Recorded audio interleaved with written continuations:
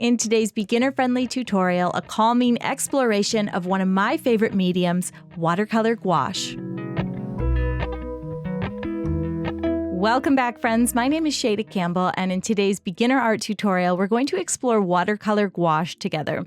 So I've got my little desk set up here, working in my favorite sketchbook, which is the Perfect sketchbook from Etcher. It has 140-pound hot press paper. I also have a large thrifted plate. That's what I use as my gouache palette, 2 glasses of clean water. And then I have a set of watercolor gouache. It comes in tubes, just like watercolor tubes, but it is much, much more opaque. So you don't have to mix in nearly as much water, although you still do use water.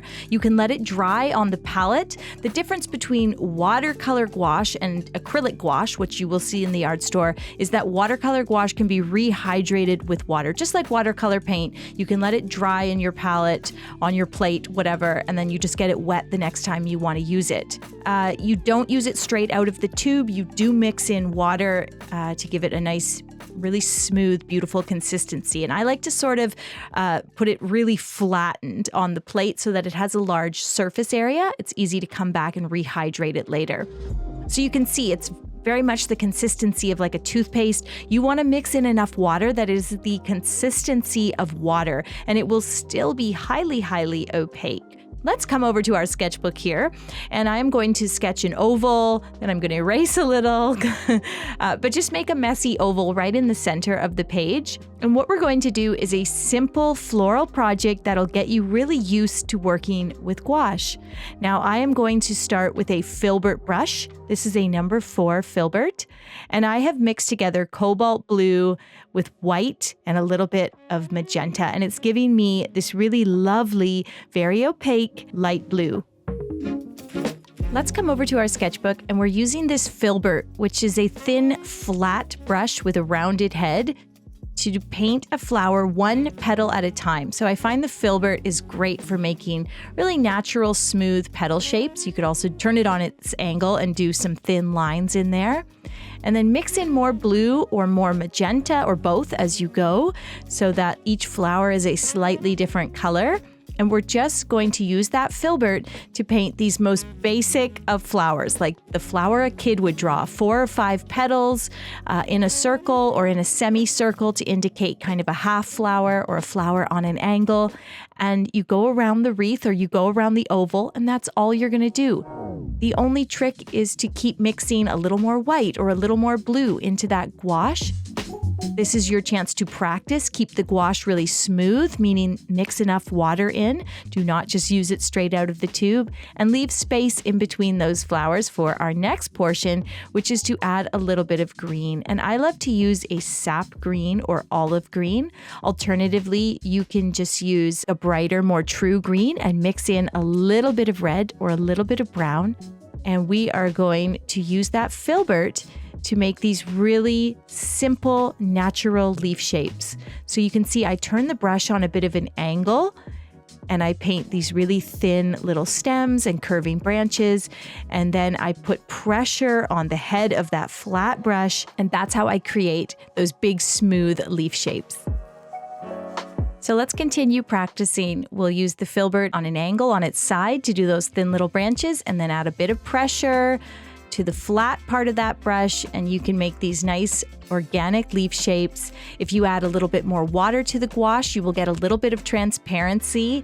So you can use it like watercolor. You just have to add a lot of water to lighten it, to make it slightly transparent.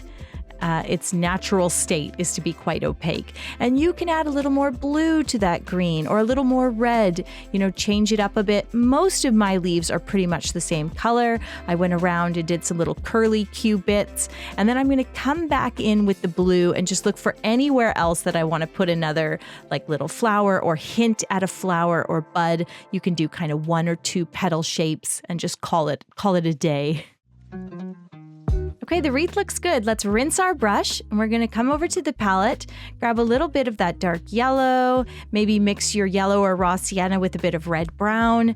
And when you've got a color you're happy with, you're going to take a round brush and just do a few dots at the center of some of the flowers, most of the flowers. You don't have to do all. I think with a piece like this, it's also about knowing when to pull back. You don't want everything to look exactly the same. And you could be done at this point. You've practiced your brushwork. The wreath looks great, but I'm going to come back over here to the palette. I am going to mix a slightly darker, more concentrated blue. So put a little more cobalt, a little less water, but you still want it liquidy. And we're going to take that small round brush. I'm using a number 6 round, and we are going to outline some of these flowers.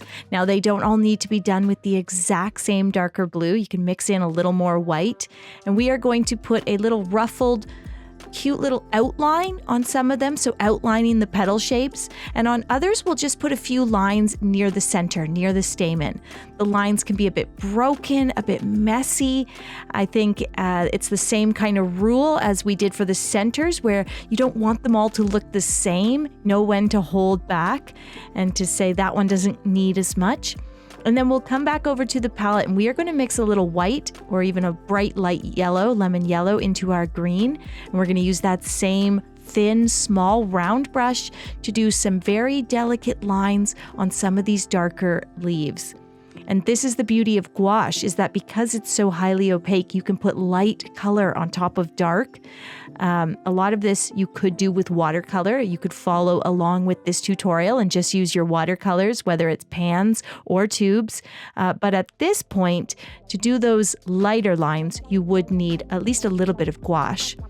I'm also coming back in with a darker green, so you could do that with watercolor. And then I'm going to finish up by putting some darker brown dots, doing kind of a semicircle on some of the stamens. Okay, my final instruction is to step back from your piece, view it in a mirror or upside down if you need to, and look for anywhere that looks a little unbalanced, a spot that needs another blue flower. Because that gouache is so opaque, you can add a flower anywhere, even on top of those green leaves. Sign your work, call it done, and stand back and look at what you've created. As I said, this could be done with watercolor, but it's also a great way to explore and introduce yourself to the wonderful world of watercolor gouache. Supply links are in the description. My watercolor e-course for beginners is on my website. And since this is the first weekend of the month, my patrons can expect a bonus video over on Patreon. Sign up, it's just $3 a month or $33 for an entire year. Thanks, guys. I'll see you soon.